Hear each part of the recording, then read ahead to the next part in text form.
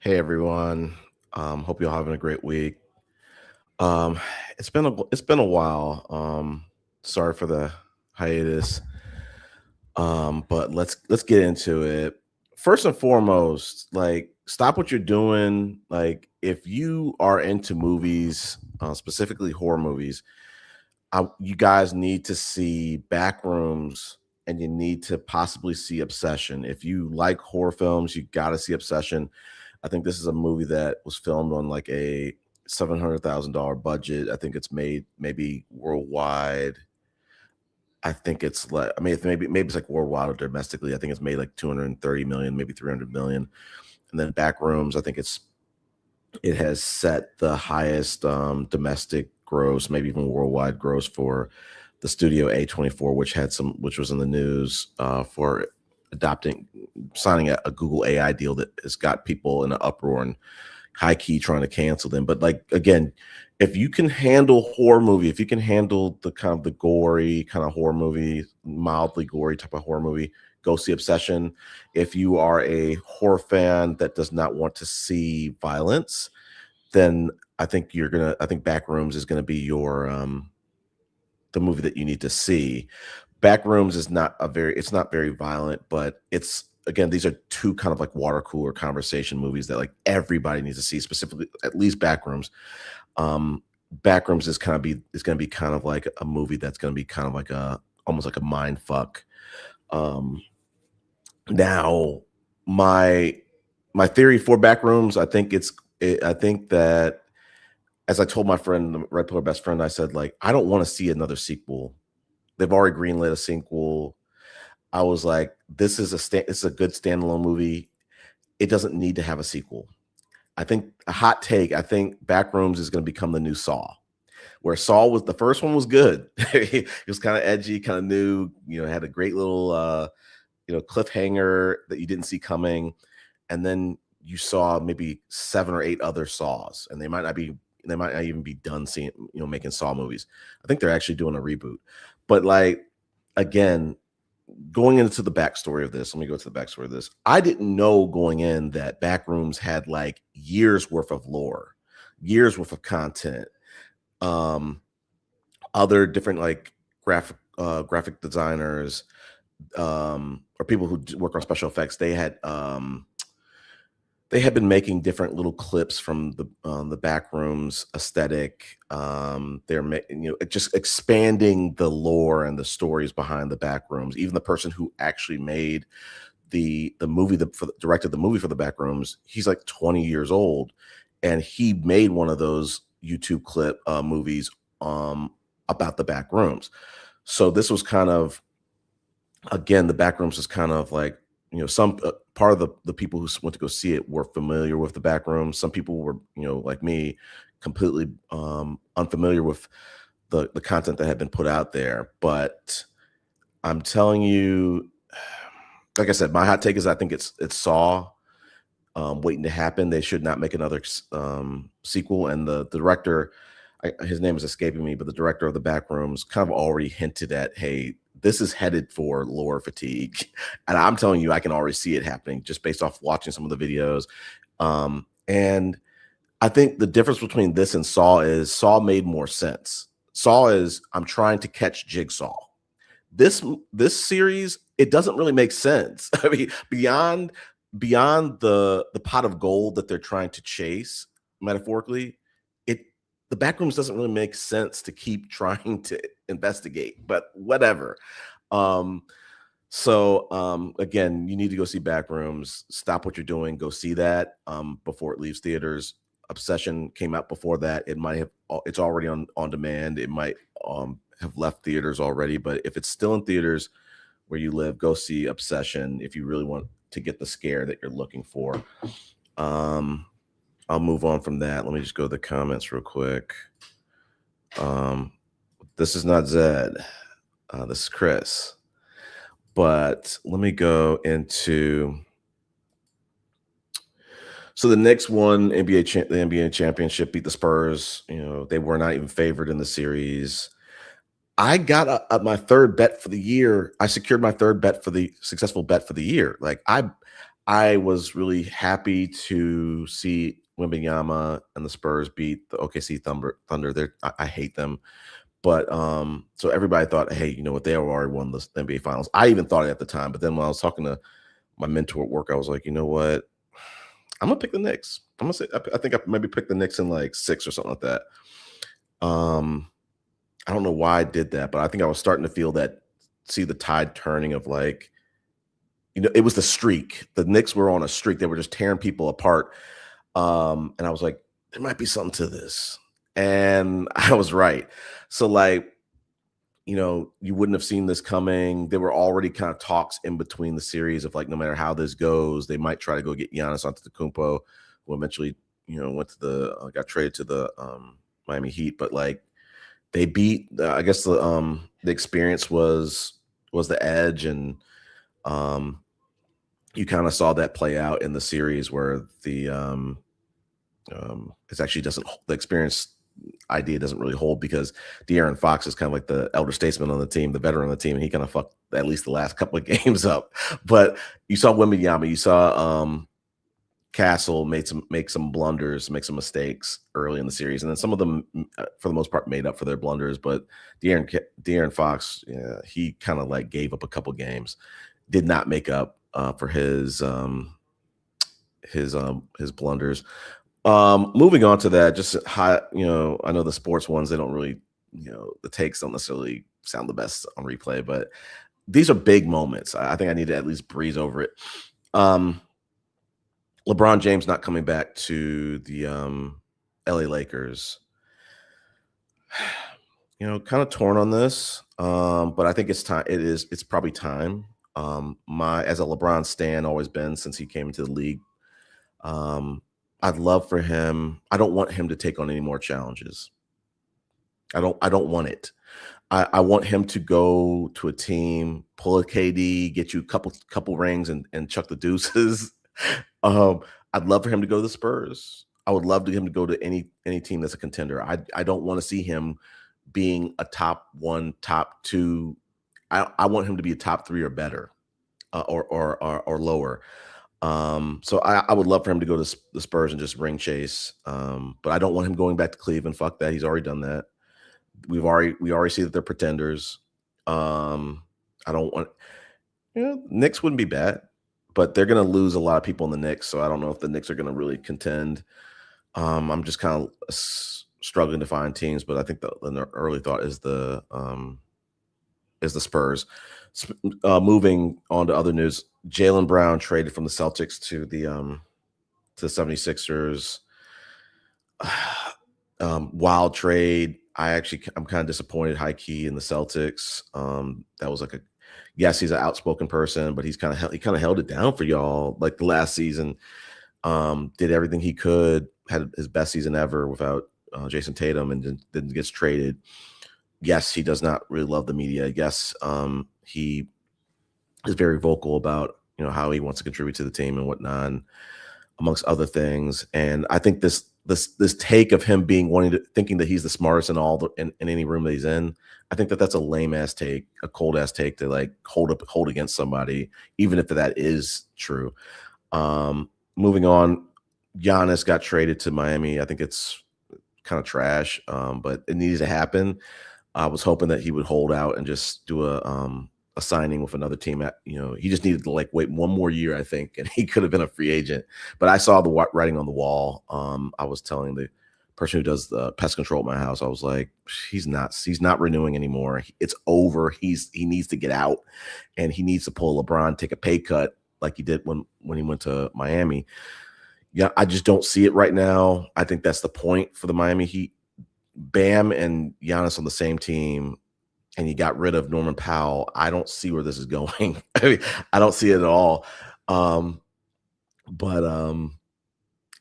So I think I don't think that this is going to be a successful tenure. I think honestly, I would hope that Giannis leaves once his contract is up and goes where he'd like to go. I'm trying to think of what else going on. I know we got FIFA World Cup going on right now. I don't think I'm going to speak too much about that. I don't really have anything to talk about so far. But surprising out, I think what I'll say is like I think the South Africa team made it to like the second round. That was kind of a surprise. Um, Let me go into pop culture. So a little bit like we'll start with some like life news stuff like that. But like my girlfriend, we celebrated her birthday last weekend. Did like an impulsive trip to Tampa at the last second. When we landed, she found out, oh, the passenger right next to her was looking at things to do in Tampa because we were trying to go to Clearwater Beach, and he showed something about Kanye performing a Kanye after show, after party in it. I was like, what? Like, because Kanye, he's doing some performances. He's starting to do some now. And I was like, there's no way he's in Tampa. This is probably an after party for like them watching the live stream or some shit. Actually, he was in Tampa that night, the day that we landed. We impulsively decided, let's go to the show. She had never seen Kanye live. I saw him back in like 2012, 2014, maybe in Seattle. But so we went to that show. And my hot take, I don't even know if I might have the banner for it. Maybe I didn't put it on here, but I think that Kanye deserves, my opinion from the Kanye show. This is my second time seeing Kanye. Kanye deserves a Super Bowl. I think he's talked him and he's kind of anticked his way out of a Super Bowl. But like, if you go see a modern day Kanye show, you're seeing a Super Bowl show. And I'm not that much of a concert goer, so like I might not go see Kanye ever again. But I was like, my main critique from the show was like he did a great job. I've seen the little globe set on social media, whatever, but it was great to see it in person. He packed the whole damn Raymond James Stadium out. That was impressive. The the age makeup of his fans, like I was telling my girlfriend, I'm like, we're gonna probably be some of the oldest people here, and I was right. He's got a lot of young fans. Like it's really impressive, but like I said, I think he deserves an actual Super Bowl. If you go see his show, you're seeing a Super Bowl show with all the theatrics, the pyrotechnics, the set design, all that kind of stuff. But like my main critique to it was, even as someone who has pretty much been a stan for most of his career, the performance was kind of like the best of Kanye. Like usually for Kanye shows, it's like you're seeing something being unveiled for the first time. Like you haven't heard the album. He's debuting it at the concert. He's got a classic album. He's kind of showcasing it at the concert. He was going through his whole damn catalog. And I was like, yo, I don't remember some of the lyrics from the show, from the songs that were like back in like 2008. I don't remember all the lyrics. So I was like tripping over the lyric, but like, if he's gonna do that again, I don't want to go to the show. I don't care how the set design and the pyrotechnics look like. He does a great show, but I'm like, I'm here to see the spectacle. I told my girlfriend, I'm like, yo, I'm hoping to see a Kanye rant. He usually does that in between songs. He didn't do that. I was a little disappointed. But the set, like I said, like he didn't really play much of what's the new album? I should know this. Bully. He didn't play that much of Bully.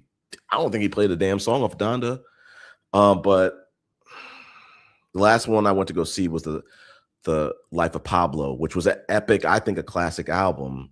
It was an experience to go see that. But like for the fact that this album was so great, but like I said, if he until he puts out another classic album, I'm not going to see him perform anymore. Not because it's not a good show. It's just I'm not really much of a concert goer unless it's hey, what's up, Gen Z? I haven't seen you in a minute. Seen you a little bit on the Kwaku, Nana Kwaku channel, but hey, good to see you. How are you doing? Let's see. So I think we've talked about a lot of the boilerplate pop culture stuff. I think we got some content to show, but I'm trying to see what I want to start with in terms of topics. I wanted to start showing some content of this. I mean, maybe we're not completely done with the boilerplate stuff, but like, yo, what Pharrell has been doing as the I forget what the title is, but like the ambassador of Louis Vuitton. Like it's impressive. Like especially this latest summer show, like the wave set. I'll spare you all the details, but like it's a great little look up. If y'all take a look, the surfboards, it was all beach design, beach themed. This is probably like his at least fourth or fifth major show. He's been doing a great job with his role at Louis Vuitton. And it's not just bags. This was like swim gear, surfboards, like what else? Just kind of like I said, like kind of beach clothing. Um, so that would figure out something else to show. Um, so let me see. One more thing I forgot to talk about. It was really sad to see Chris Johnson. I saw a tweet come through maybe like Sunday or Saturday. Yo, Chris Johnson has revealed that he's got ALS. And I was like, shit.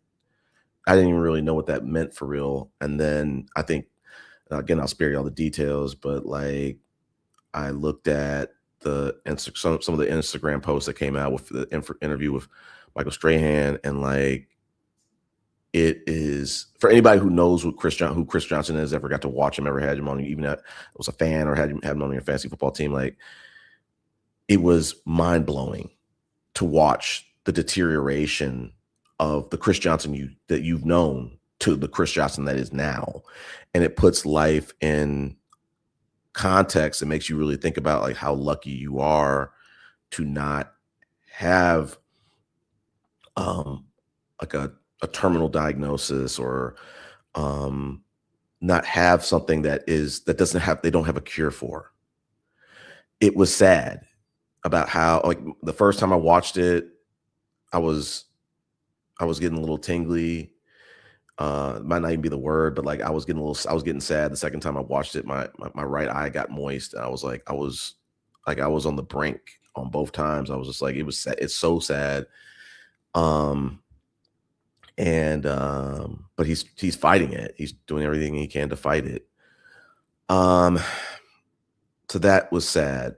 That has to be mentioned.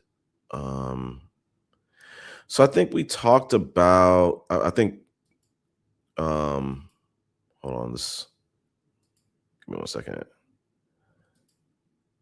Oh no, it's going into timer mode. Hold up. So one thing I wanted to get into, give me 1 second. I want to show that, but I don't want the timer. Good. I'm going back to that. Let me go to comments first.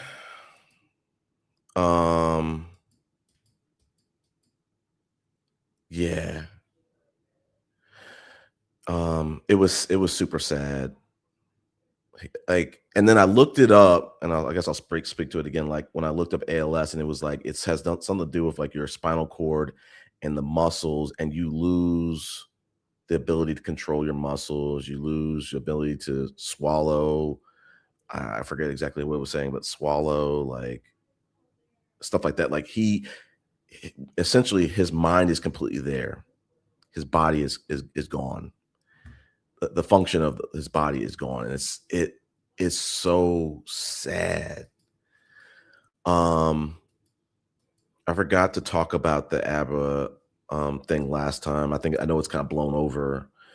It was hot last time I was doing a live stream, but like I just wanted to highlight it. Like ABBA is, this is kind of like shows you like the behind the curtain kind of thing. Sometimes as content creators, not speaking for every content creator, but a lot of these guys are frauds. I mean, a lot of these guys are living fraudulent lives. ABBA coming to the stage, and he was on the Summer Jam screen. He got caught up with like one woman that came out and made some content. And she didn't go about it the right way, in my opinion. From some of the things I was hearing, she was kind of trying to offer people money to review her expose on ABBA. But when the other second and third women came out and started saying the same story, but like, yo, this dude's raw dogging, and he's kind of pressuring them into having ABs/deletions. I'm like, ABBA did everything he could to put on his disaster um, PR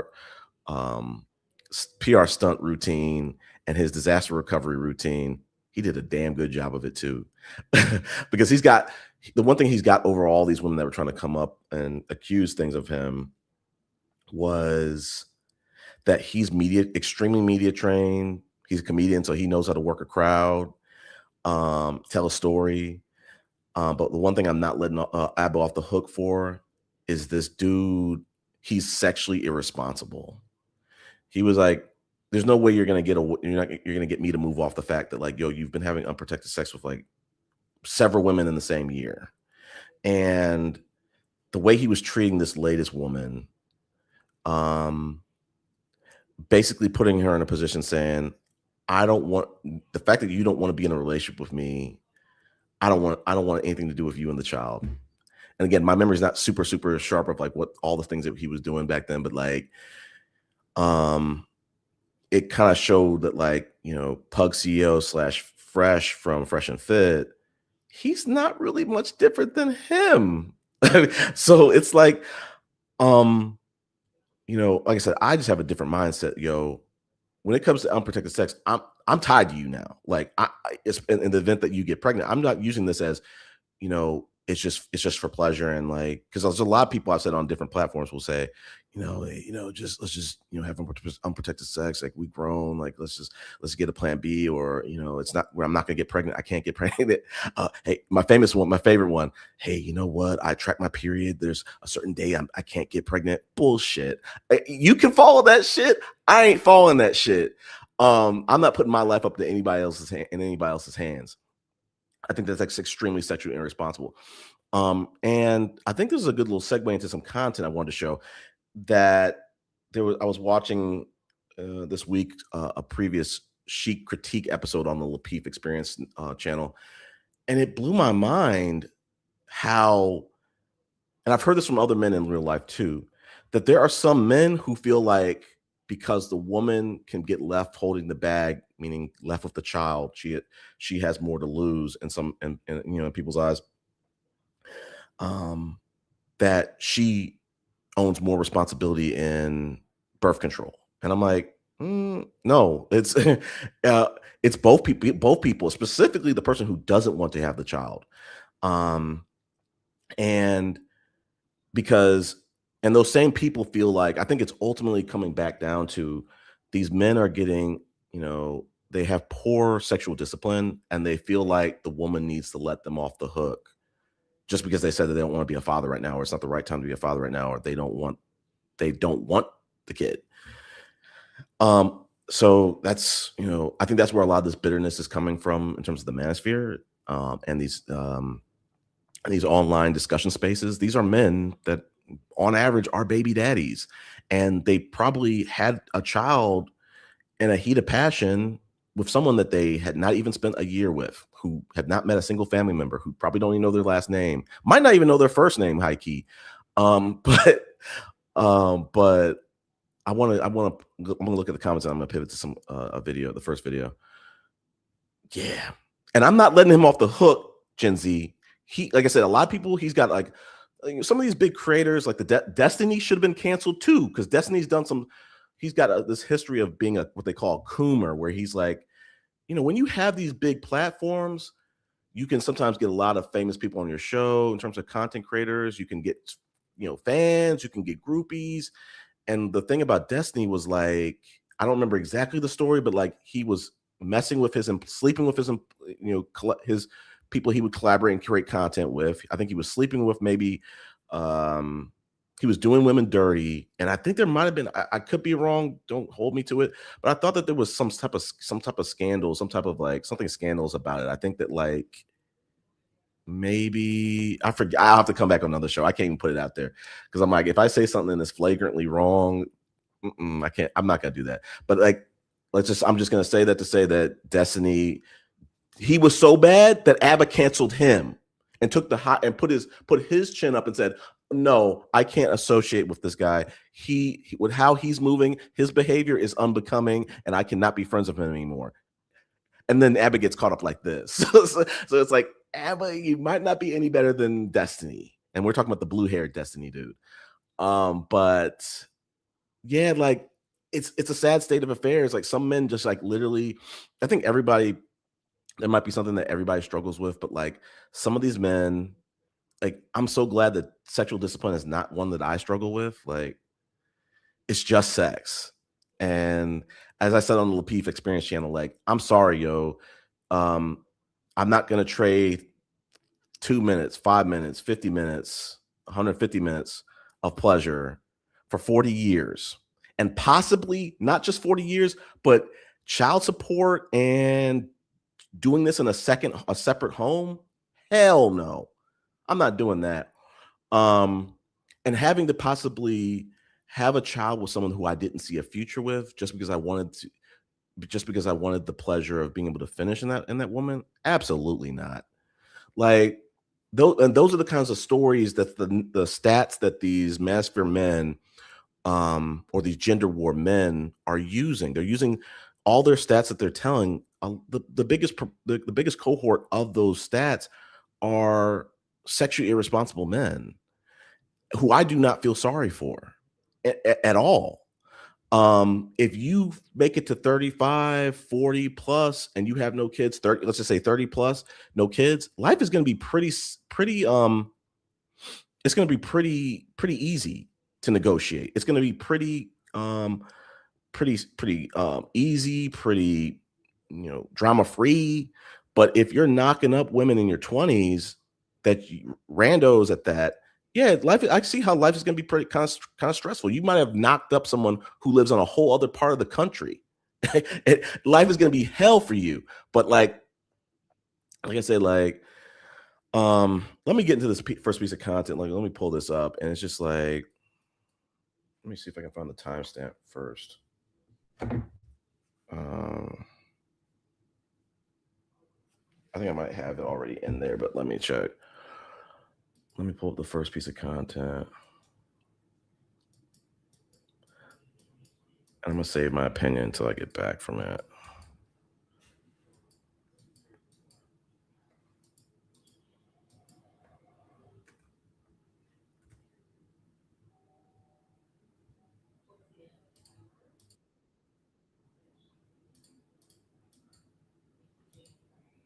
Okay, let me share my screen. Let me put the fair use on first.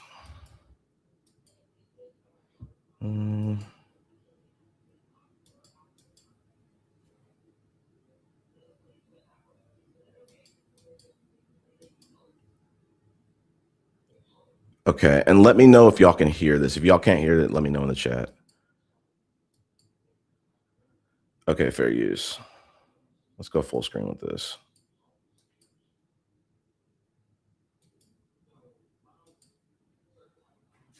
So on that last comment, I'm gonna keep it real. In question, we've been on other shows together. I'm gonna be accountable from the standpoint it is. I personally was having sex in high school. All of my friends was having sex. At least they claimed they was. But I think it depends on the communities that we were in. You know what I mean? Let me take the closed captions off. I'm tweaking. And just to be clear, fair use. This is not the guy that we're in question is Quest, the second from on the bottom from the left. I'm just giving a little lead in. Let's go. So it's not that way across the board. Another thing I'll say is this: as far as men being accountable, if I was irresponsible, I'm gonna be pissed off at myself. Somebody that got pregnant and listen, I don't even know this person, I'm gonna be pissed off at myself. I don't recommend that women depend on men to be responsible if they don't want to be in this predicament, right? So you also have to look at that, right? If you had unprotected sex with a man, you got a lot of options right there, right at that moment. It could be the minute after to try to make sure that you don't get pregnant. So what's going through your mind at that point? Are you thinking I'm going to wait and see? They don't mind getting pregnant. Right. So that's so I think that's the part of the problem, right? But they don't mind the ramifications. After I bust this nut, I can't take it back. Do women not know when they're ovulating though? Like there's a window. They say it changed. No, that's only if you're on. I gotta skip ahead. This is gonna. It seems like this clip is gonna be longer than I want it to be. So like 45. Let's do like right here. Fair use. For the next 3-4 months, let's just go on our separate ways. Let's pull it back real quick. We don't go about our business. And protecting and Right here. That's what my baby mama told me. I can't have no kids. Yeah, no, we gonna cook tonight. on the first night. No, we finna cook tonight. God damn it! This ain't the first night for Lapeef members seeing me. We gonna talk. We gonna talk. That's what my baby mama said to me. I can't have kids. I was at one point married, and me and my husband tried to have kids multiple times. Couldn't have them. Okay. So I'm shooting up clubs for a whole year. Mind you, I never even took her out on a date. Now let's just be real. But it's a whole year shooting up the club. Listen to me. We gonna keep it funky. Now y'all gonna let me cook. And I don't need nobody to jump in what I'm finna tell you with my shit. Okay? You couldn't take her on one date, like McDonald's or anything? Why? McDonald's. I mean, because she was giving you sex for a whole year. And she probably never. Wait. No. Well, because she giving me sex, that means I need to take her out on a date. This is where y'all women think that y'all pussy has so much value, and it really do not. Cut it out. It has baby value. and you see, listen. Hey, listen, chat niggas, listen to the shit that you hear right now coming out their mouth right now. It got baby value. It has baby value, and you have the determination on whether or not you decide to bring a child to bear. I smashed a woman for an entire year, shot her club up for an entire year because she told me I can't have kids. When I noticed that she is not moving in a manner that I want to be affiliated with, I say, hey, you know what? You kind of doing different things. I'm not going to put that part of her business out there. You moving a little differently than I like. So, you know what? I got a deployment coming up. I'm finna be in Jamaica for the next 3-4 months. Let's just go on our separate ways. Salute you. We don't go about our business. 2 months into that Jamaica deployment, I get a DM in my motherfucking Facebook. Hey, you need to call me. Now, mind you, the only reason I've been shooting that fucking club up, because initially I was strapped. But once I realized that she just can't have kids, I'm like, well, what I'm strapping up for? She can't have kids. And a year of shooting up the club kind of convinced me that what she was saying is true. A year, no dates. I don't even know if I knew her middle name. If I did, cool. But it's very limited amount as far as the amount of connection that we had. So now, let me finish. Now, when she pops up pregnant, and I get that phone, I get the DM, and I call her, and I'm like, "Yo, what's up? Hey, I'm pregnant. Okay. Fair use. What are your plans here? Because we not have a relationship at all. There was no type of relationship established here. I just want to be very clear that we're not just going to create some relationship out of thin air because you are pregnant. Okay? What is your plan? Well, I never thought that I could have kids and this, and that. And this is a miracle, baby. You are from miracles. We're gonna cut it there. Let me stop that. So again, like, let me take the fair use off. Like, we're not all cut the same. And first and foremost, like, I feel embarrassed for him, for Quest. Like, I wouldn't share that on air. And he was sharing that on air. He was crying, like, to dominate the live stream, talking about how dare she choose to keep this child, knowing the circumstances of our involvement, how I've never taken her on dates, how she said she couldn't get pregnant and now she did. So it's like, I really think that some people are out here, and we all know this. Some people are literally out here having sex, not thinking that it's possible for someone to get pregnant. Well, I mean, you hate to see it. But again, like I go back to say, like, there are men that, like I said, we are not all the same. These men on these panels are being extremely disingenuous about what the average or the average modern man is doing, why he's struggling to get a date, why he's struggling to get a wife, why he's so disgruntled in life. And he probably has a story like Quest. He probably knocked someone up and refused to marry them because he would have had an opportunity to marry them and start a family. So, but like I said, it's just, like I said, I'm just trying to go and explain that, like, we're not all cut the same. I wouldn't have listened to that woman and believed her for 1 second. And again, I don't know how old Quest was when he heard that, but still, I think one of the things I said on the Lapeef Experience channel that like really helped me in life was my dad told me early in life. I think when I was a teenager, he was like, don't rush to have a child early in your life. It'll ruin your life. And, I stand here today, 43, about to be 44 this year, no kids. And like the child of like two parents that went to college, the firstborn, like I have to go to college. If I do anything outside of going to college and graduating, I will be a black sheep. And I didn't have to have anyone tell me that. I just felt that pressure of like, I can't strike out here. I can't just fuck around here. I've got to, there's some expectations on me, even for the siblings that I have behind me. I'm kind of trying to say, I have to set an example a little bit. But going back to like Quest, it's like there are men, and like I said with ABBA, I was shocked to see that he was that sexually irresponsible. The same thing with Fresh, but it's a little different with ABBA. It looks like ABBA, he's doing a little bit more. Actually, I'll take that back. It looks like Fresh and ABBA are kind of the same person, because even though ABBA, Fresh got caught up with that one Asian woman, he had been bragging on the Fresh and Fit podcast about how he's raw dogging women all day and all night. But I think it really shows you the measure of a man and just different time, or measure of a person that's at different points in their life. And this is one of them.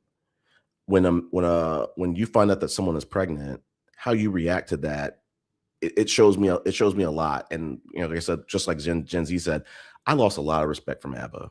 I can't see him the same. It's sad because like he did a great expose on Sadia Khan, but now the dude is kind of fraudulent. He's calling out people, exposing them, but he's fraudulent too.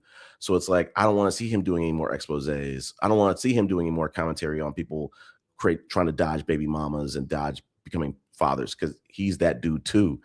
But like, what I wanted to tie that into was, I think there's like, I made a banner for it, but like, this all could have been stopped if Quest would have communicated to his family, hey, me and so-and-so are intimate. Maybe you don't going to give necessarily that statement, but like, hey, me and so-and-so are trying to have a child. And your family could then opine of like, I don't know if that's the right person, or hey, you still might be able to get this person pregnant, even though they said they couldn't get pregnant. But when a lot of these I feel like a lot of these modern men are doing is they're probably not communicating to their parents. They're raw dogging people that they don't want to, in a time period that they don't want to become fathers, with people that they don't want to raise children with, in situations where they don't even want a child with anybody, maybe as well. And they're getting shocked that like, oh my God, I'm the victim now because this person wants to have a kid that I, despite how I feel. And it's just like, it brings back to something that we said on the last live of, these Manospheric men need to really be mad at their parents. I know that they really love to go on, rail against black women or modern women, specifically black women, depending, especially if they're black men, but they need to be mad at their parents. When you put yourself in, when Quest put himself in that situation and was raw dogging a woman for a whole damn year, and then also believing that she couldn't get pregnant, and taking the condom off, you got to blame your parents.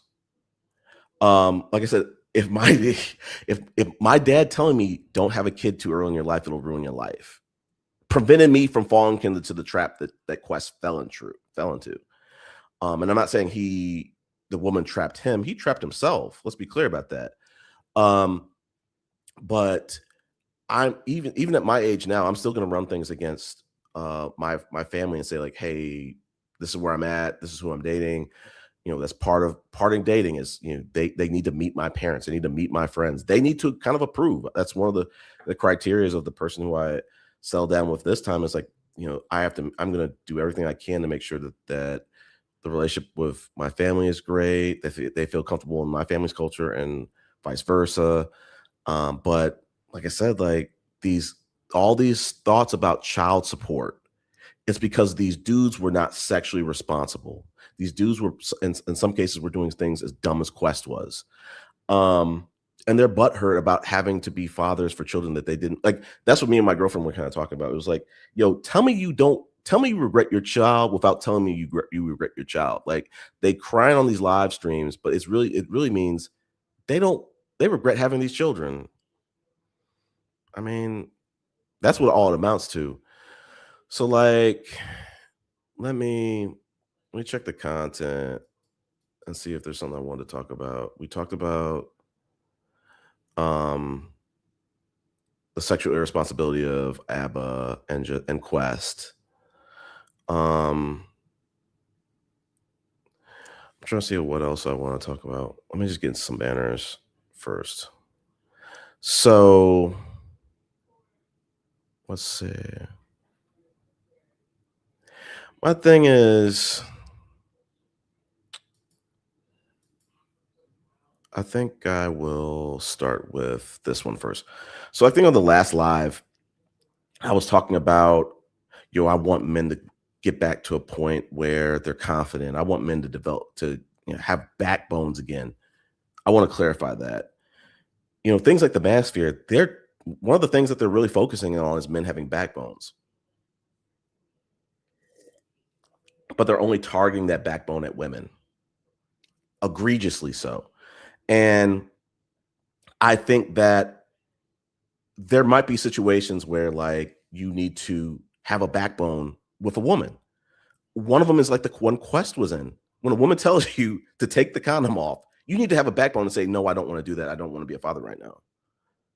And no matter what she says or tries to do, she could get up and say, hey, this is over with. All right, cool. It's over with. You need to have a backbone. But backbones don't have to. I think what the Manosphere is doing is they're kind of instructing men to have backbones that are in a way verbally violent, physically violent in some cases, maybe emotionally violent. But I'm just saying like men and people in general just need to have backbones and say, I don't want to do this. I don't want to listen to this. And people do, ironically have backbones in other phases of their life. Like if someone calls you on a number you don't recognize, especially if it's an international one, or if someone puts some spam mail in your email, or someone puts some spam mail in your mailbox, if somebody knocks on your door with some shit that you don't want, you have a backbone enough to sometimes confront them and say, no, I don't want this, or you don't even answer the door. But the problem is these dudes have the Manosphere is not, the fact that the way they landed into the Manosphere in the first place was because they lack a backbone.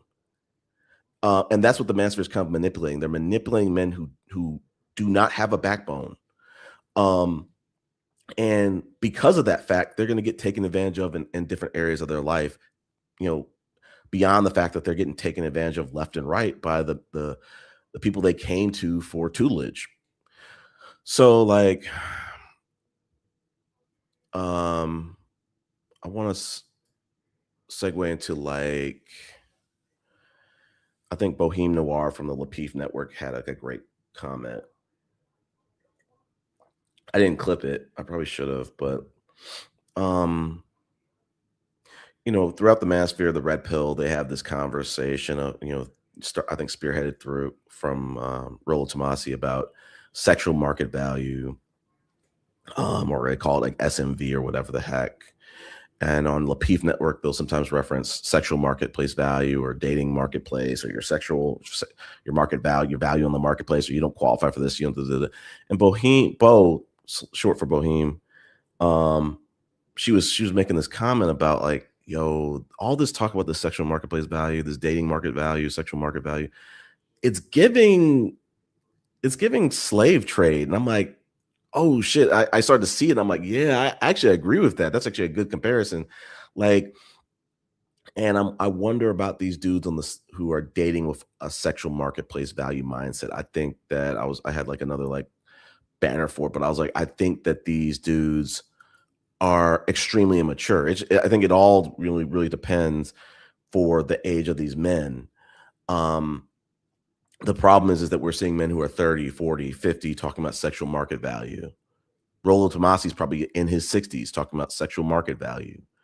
But I don't think that anything is really good is going to come from men who are chasing, approaching the dating landscape from a sexual marketplace value. Because like, if we think about markets are always fluctuating. They're not, and that's I think the segue I want to say with that is like, you know, someone like Kevin Samuels kind of like, you know, gaslit men to aspire to be this high value man.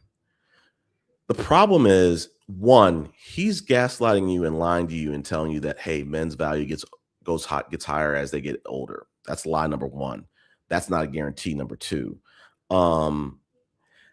their value is probably going to attract certain types of people, and that's depending on like the entire package that they bring, their personality, the things they want in life, other stability in their life or instabilities in their lives. So it's like, where I'm getting with that is like, there's not really any kind of way where you can truly appraise someone else's value versus specifically yours.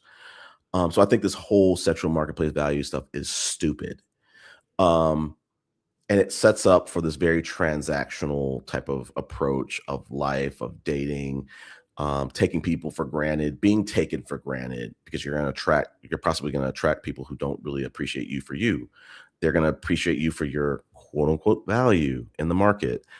So like, I wanted to leave that.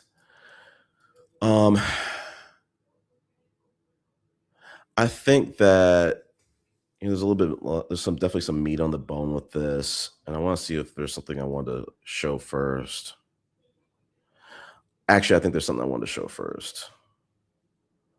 A YouTuber who I've really wanted to highlight for a while, but just these last handful of lives or whatever, I haven't really showed a lot of content. I've kind of like, you know, talked about topics and just got away from it. So let me show something. I've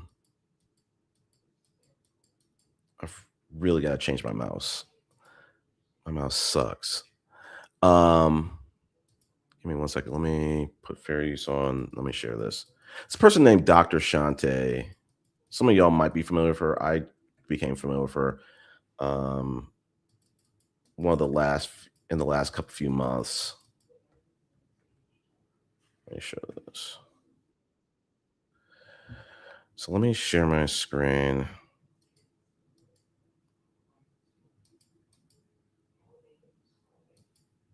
Fair use. What's the difference between regret and lament? Say you go to a restaurant and there's a 3-item menu: chicken, fish, house salad. So you order the chicken. When your meal comes, the chicken is good, it's delicious, but when you start looking around at the other tables, you can't help but notice some people got steak, some people got shrimp, some people got pasta and lobster. And so you flag down your waiter and you say, "Excuse me, the chicken is delicious, don't get me wrong, but how did these other people get steak and shrimp and seafood?" And the waiter says, "Well, your meal is determined by the menu you got. You got a 3-item menu. And it's not that the chicken isn't good. It's just that you wish you had known there were other options to choose from." Society as it is currently constructed hands you a 3-item menu. Go to work, get married, have kids. That's a full meal. That's a full life.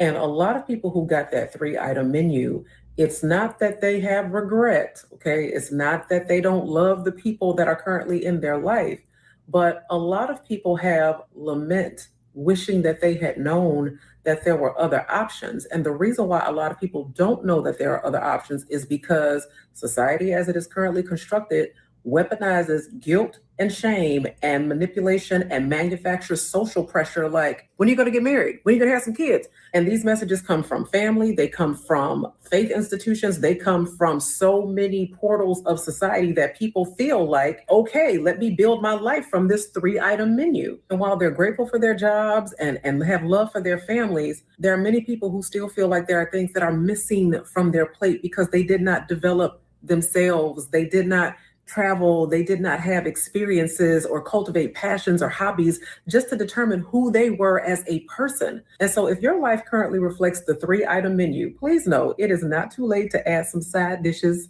to the plate. But if your life doesn't look like that, and you didn't get married and you don't have kids and you think that you can't have a full life without them, well, that's not true either. The quality of your life is often determined by the menu that is presented to you.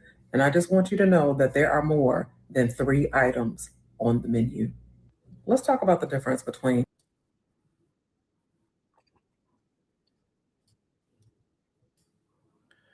Okay, we're back. So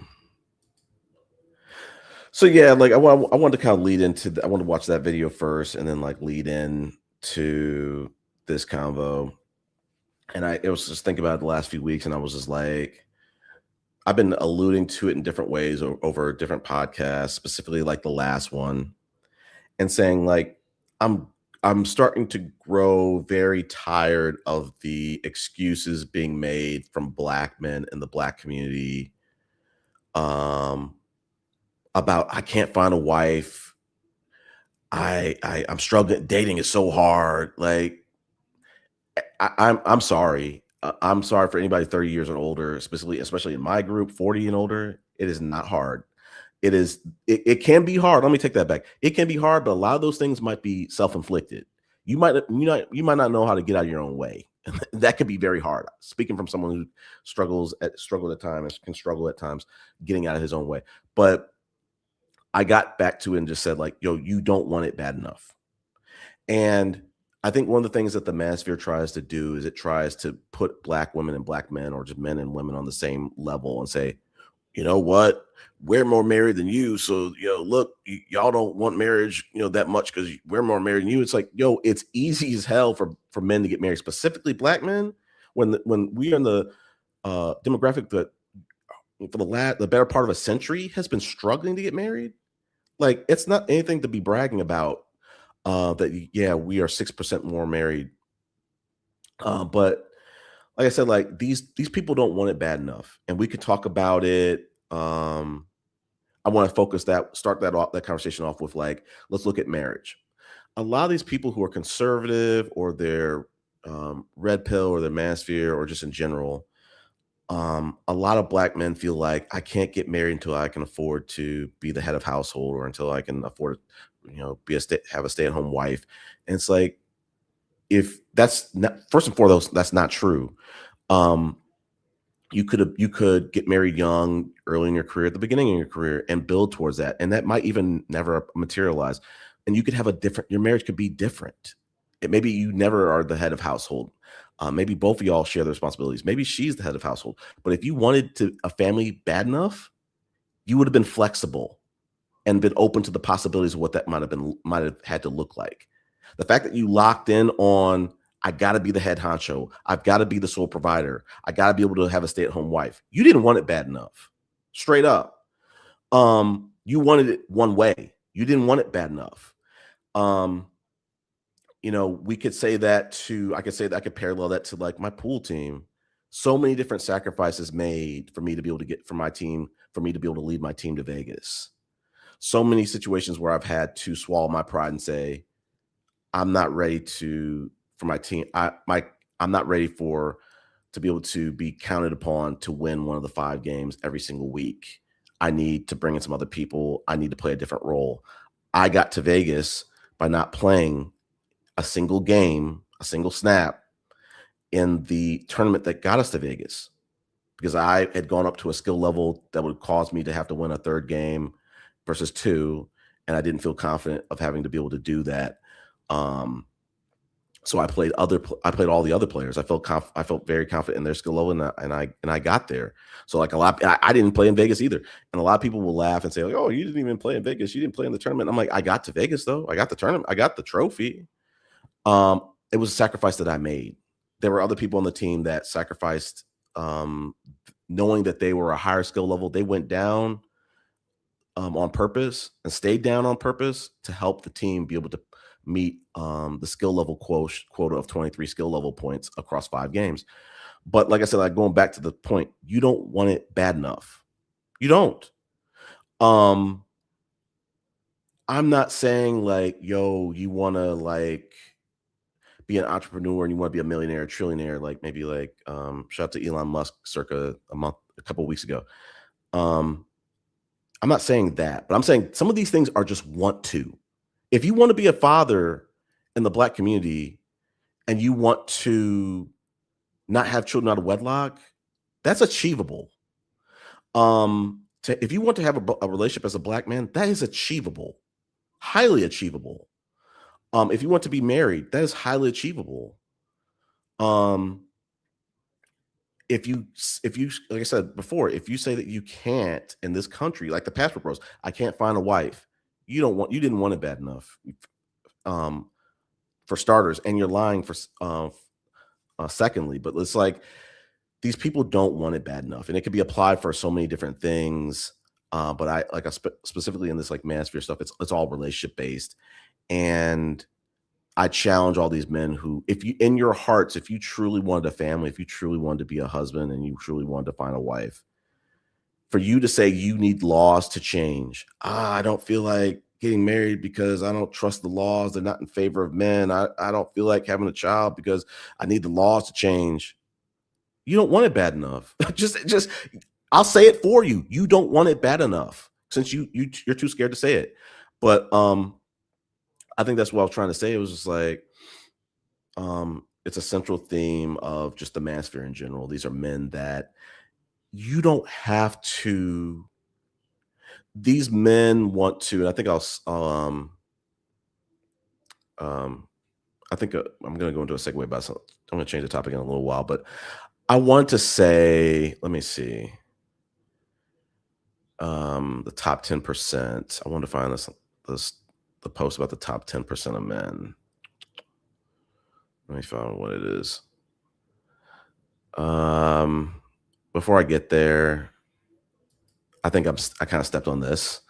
Like it's the hypocrisy like within the Black community where Black men, they're doing their best dodgeball routine to sit here and say that among the cohort with the least marriages historically for the better part of a century, that it's the woman's fault. It is they just won't let us be great. Or there's nothing good to choose from. Come on, man. There's a simple solution.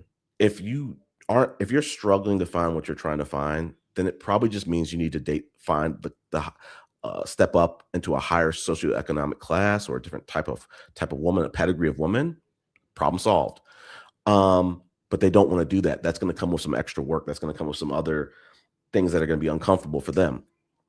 But it goes back to like, you didn't want it bad enough. You might have the same thing when we said previously, you don't want it bad enough. When women are asking you, hey, I just want y'all to be emotionally intelligent. I just want you to maybe someone to go to therapy. I just want someone to maybe support me in my career. If you couldn't be with a woman that made more than you, I don't think you want it bad enough. Especially for the variety of people that said that did not wanted to have a family, did not have a family, or wanted to get married but didn't get married, or felt insecure about their marriage because maybe their wife eventually made more. You didn't want it bad enough. But I wanted to go back to. I wanted to move on to something else. I wanted to, and I might have to pull up the ChatGPT data about this. one of the ways I think the Manospheres and the Red Pillars are trying to like really convince modern men to just give up hope is they have the concept of like women only want the top 20% of men and they're not attracted to the rest of the 80, which is bullshit on its face. But like I think one of the biggest travesties of this garbage stat, I think I was saying statistical malpractice in the last live, like, is that these men are allowing other men to fixate what the top 10%, the top 20% of men are. They'll use height, they'll use money. What else do they use? Maybe looks. Yeah, height, money, looks. And there's probably something else. But they're fixing the game to say these are the top 20% of men. And I've been saying it in different lives and different forms. And I ended up asking ChatGPT like to give me some scenarios of like, what could a top 20% Black man look like? I've said it on, for years on this channel, like, yo, if you are a Black man that wants to get married, that wants to have a family under one roof, to me, that's top 20%. And I think that's the problem is like with these modern men is like these modern men are feeling so discouraged because they might not be top 20 in the eyes of other men today. But if they, like I said, if they were to be marriage minded and want to be a family man and refuse to have kids out of wedlock, you will eventually be top 20%, because if you look at the stats, Black men typically don't get married, and they typically 60-80%, I don't know exactly what the true stat is, but let's just say it's at least 60, they're having children out of wedlock. So if you do both of those things, to me, you are in the top. You are a rare person. So there's just a lot of different other scenarios that I was asking ChatGPT. Let me see if I can pull that up. Let me see. I want to pull some of those scenarios up because I was asking it like, what are some scenarios that would not require a college degree? What are some of them, to see like which ones are attainable, just not even going to college and graduating. Let's see if I can find it. I gotta find it.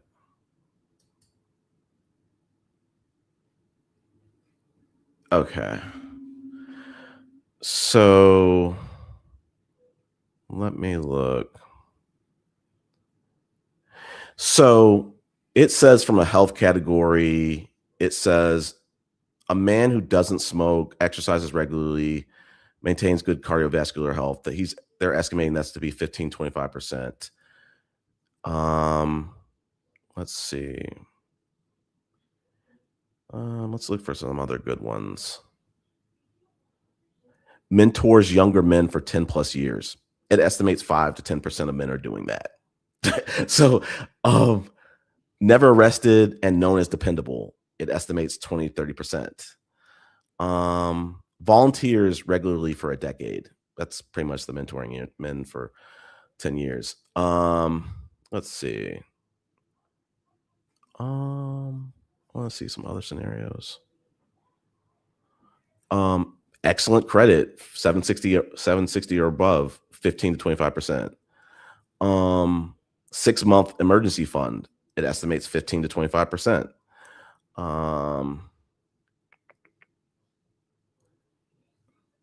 Homeowner before 45, 15-25%. So it's like when I go back to saying with that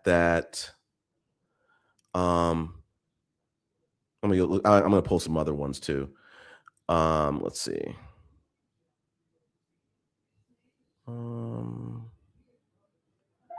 Coaches youth sports for 10 years, 2 to 5%. Mentors 10 plus young men over a decade. Oh, we already just said that one. Owns an investment property, 5 to 10%. Reads 20 books a year, 5 to 10%. Learns a second language, 2 to 5%. Earns a graduate degree after age 30, 3 to 8%. So like keeps close friendships for 20 plus years, 15, 25%. So it's like there's so many different ways, becomes a manager / director, 10 to 20%. But like there are so many different ways where men can stand out without having to do these without having to like be one of the, I guess, 3 or 4 things, having to have like Chad looks, having to make 6 figures, having to I'm trying to remember the other one. I don't know, it's like being good looks, be in shape. I'm trying to remember the third one. Hey, what's going on, Femi? But yeah, like I'm trying to show that like men need to open their mind up and consider more than just 6 figures, good looks. I forget what the third one is, but tall. You don't need those. There's so many other ways, especially in the Black community, that you can stand out and be a rare person, be a highly respected, highly coveted person without having to either make 6 figures, be 6 feet tall, or have Chad good looks. But when you're a man that's highly impressionable and, you know, either they get to you before the manosphere, it might be in your family, or maybe it is on social media. If you allow people to shape what your reality is, you're never going to get the opportunity to really feel good about yourself. I'm not going to allow anybody to tell me that that I'm not a rare person. And there's been some of these things in the manosphere. I know I'm kind of ranting, where they have this so much misinformation going around. They'll say Black men hardly have children. I take offense to that because I'm a 43-year-old Black man that doesn't have kids. You're not going to sit here and tell me that there's a lot of men who are in my situation. You're not. But in order to do that, they have to include boys that are 15 to 20 years old in that stat that will not have children typically. They have to throw out the men who are 50 and older who do have children. So there's a lot of misinformation. So it's like, this all goes back to what I was saying earlier about like these men. One of the things that we can't quantify is we were all raised by a parent or parents, but not all those parent or parents did a good job raising them. Hence from the manosphere where like these men are looking to gain tutelage from strangers online to feel confident about themselves. If you're in that select group that needs someone else to, you know, give you self-esteem at the age of, I guess, 20, 30, 40, 50, your parents did a horrible job raising you. Or they did not do a complete job raising you. Let's put it that way. They did a horrible job of, you know, giving you self-esteem. Good to see you too.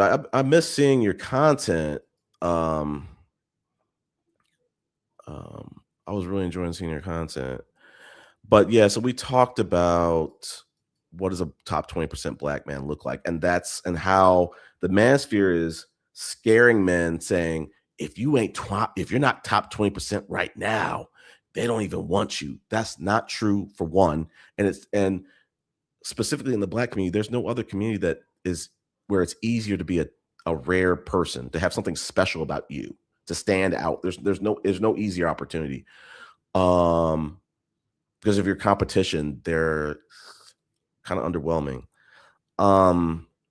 Let me see.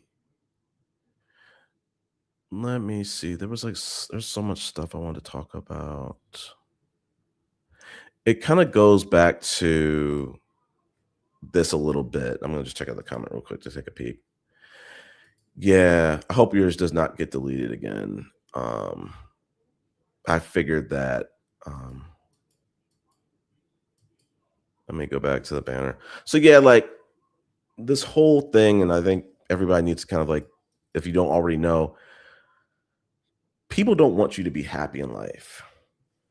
I'm not saying everybody, but there's a lot of people who don't want you to be happy in life. These Manospheric men who are trying to discourage you from getting married, they don't want you to be happy in life, and 2, they are afraid of you being successful in some of these things that they didn't have the guts to do.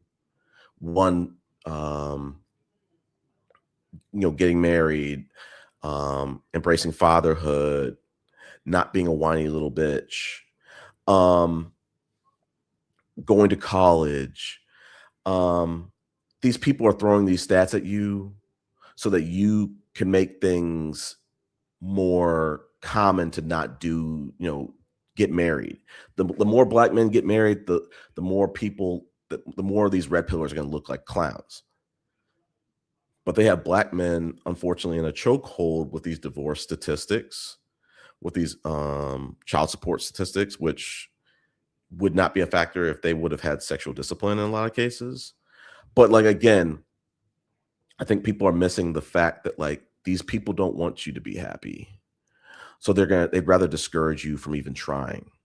I'm not letting any stranger on the internet tell me what I can't do or shouldn't do. No. We are adults. We know what we want to do. We know what we should know what we want to do a little bit in life. I didn't need to go to the internet to figure out, do I want to have a family or not? I'm not looking to the internet to figure out what my goals in life are going to be. I thought of those. I dreamed of those as a child in a lot of cases. I think of those when I was an adolescent. I thought of those when I was as an adult. I'm not looking to anybody on the internet to shape me. So let's see. So I think it segues into like this. I don't know how much, I'll probably like speak about this, in a future live, but it's just like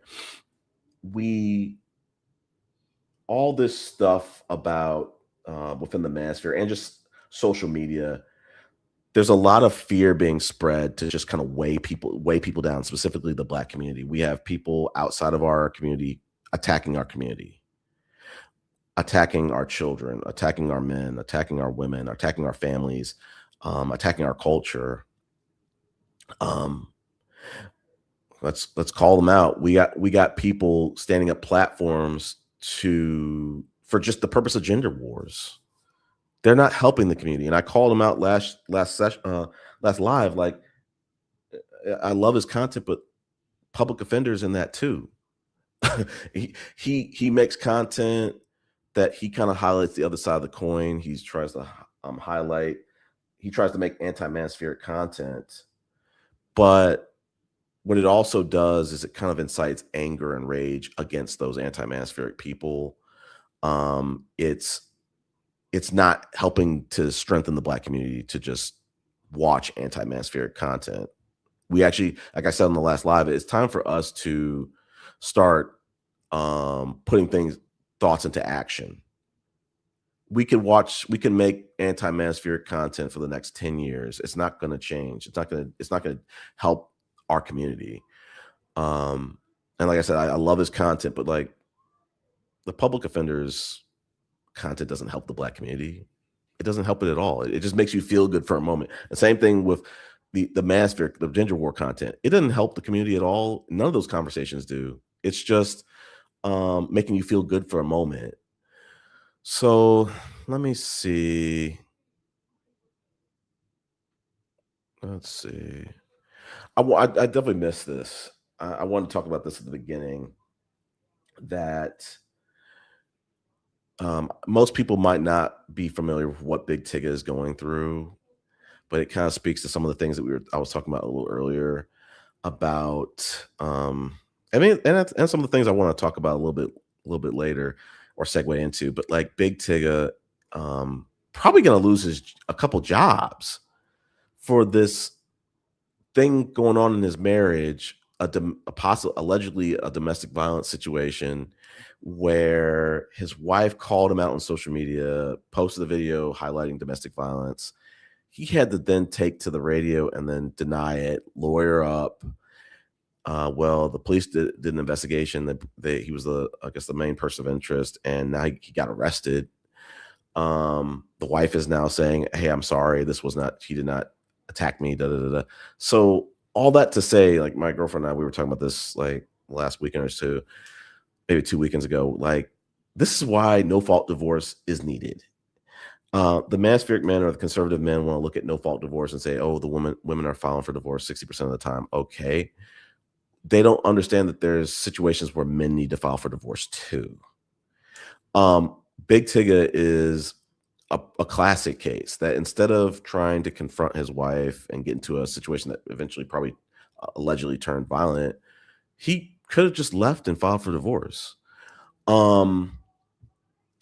So I wanted to just highlight that, like, if you're not familiar with what Big Tigger is going through, it's worth a Google. It's it's gonna possibly be a little bit chatty patty, but it's probably something good to look into, just to know. And just I want to go back to that. I think, as my girlfriend and I were talking about it, like the Big Tigger situation, it is a huge fall from grace, because like, this is a guy, and my girlfriend nailed it on the head like a few lives ago about like, black men specifically need to start running black background checks. And the fact that we don't is putting us in situations like Big Tigger.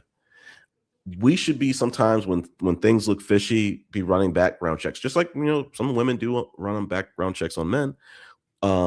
Some men need to start embracing things like that, and maybe we would stop running into situations with people that are kind of shady or sketchy or have a shady past, and we could make decisions from that. But that's not really promoted in the culture of men. So and I think, lastly, to say about the Big Tigger situation is like, I heard through the grapevine like that the first baby dad of his wife warned him, and it was documented how she kind of like reported him to police and put him through the courts and stuff like that, and gave him a hard time. And Big Tigger allegedly just like ignored that advice. But again, like, Big Tigger is a classic case that men do need to benefit from no fault. They can benefit from no fault divorce. He's clearly headed for a divorce, but he should have done it a long time ago. He should have done it a long time ago. And the other thing, I think maybe the last thing I'll say about Big Tigger is like, this is another case why black men shouldn't wait forever and a day to become a father.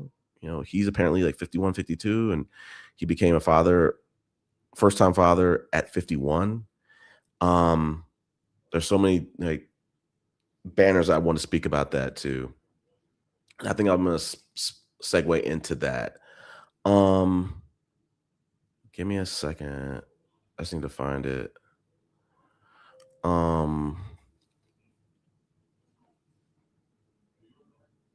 Let's see. Hold on. Yeah, it's this. Like, I've been struggling with a few lives, kind of like trying to deliver the pushback or dealing with the blowback from the statements of like, I think these men need to wrap it up in terms of being fathers at some point. And Lonely Stoic last live was like, what happens if a man's got like 20 million and he's set for life financially and he's good and he's all this and that? And I was like, I thought about it and I was like, I didn't really have a great answer for him in the moment. I was like, he can't afford to have a kid and set them up. But I was like, at some point where I'm at with it now, after I thought about it, I was like, some of these men, they just need to foster a child. If they're so well off at 50 or 60 or stuff like that, at some point they need to be adopting a child that's maybe 5 or 10 or 15 years of age once they reach a certain age. We have so many black kids in the foster system, and I think statistically black kids get adopted the least out of that system. These men, if they want it so bad enough, I think it would really do well to help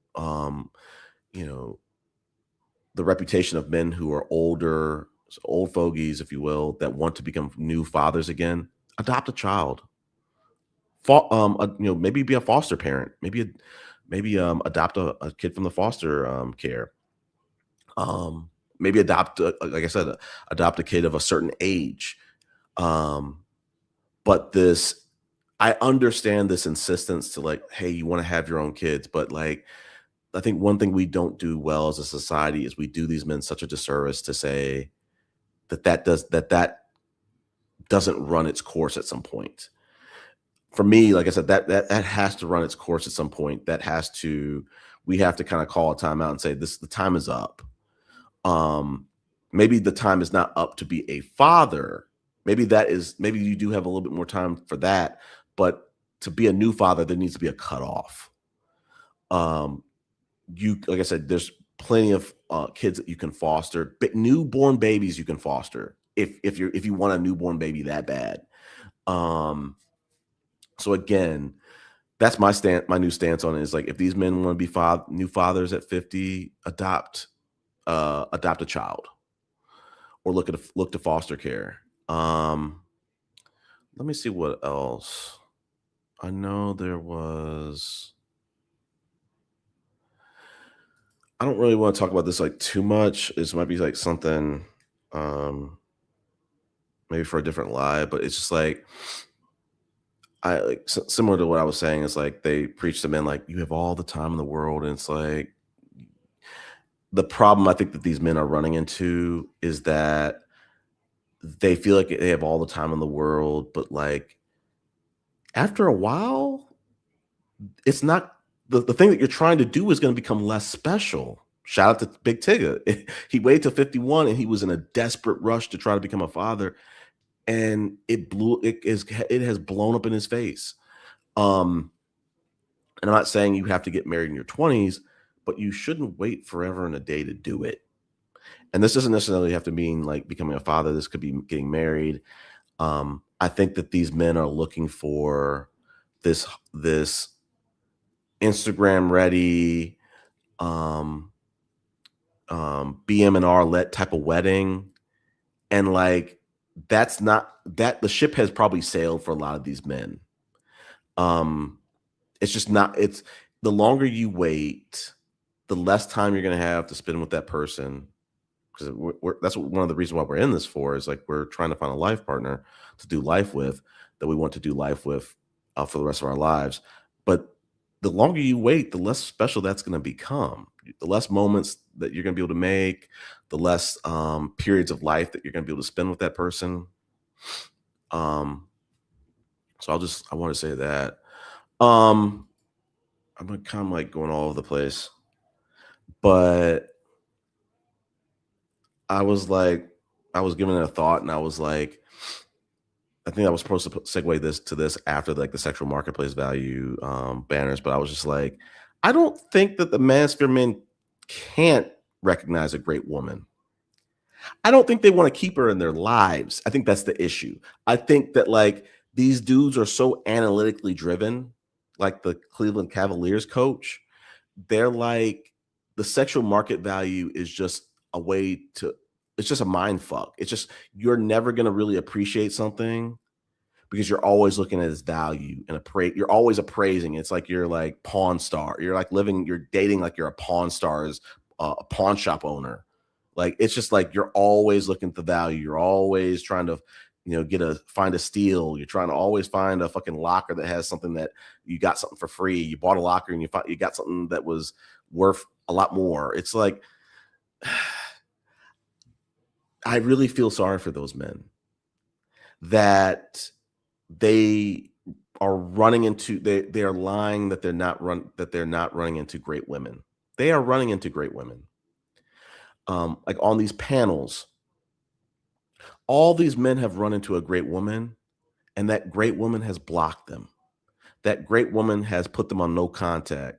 That great woman has probably fielded a lot of different Cash App apologies, and she blocked you on that too. And those men don't know how to process that. That great woman has gone on and she's gotten married and she's got kids, and you waited way too long. So that great woman was trying to marry you a little bit like 5-10 years earlier, and you fumbled, and she's moved on now and she doesn't want to talk to you anymore. So it's like, I feel sorry for these sexual marketplace value dudes. Like I said, like, we're giving them too much credit to think that, oh, they couldn't recognize a good woman if she came into their lives. Yeah, they can. They just wouldn't be able to appreciate her.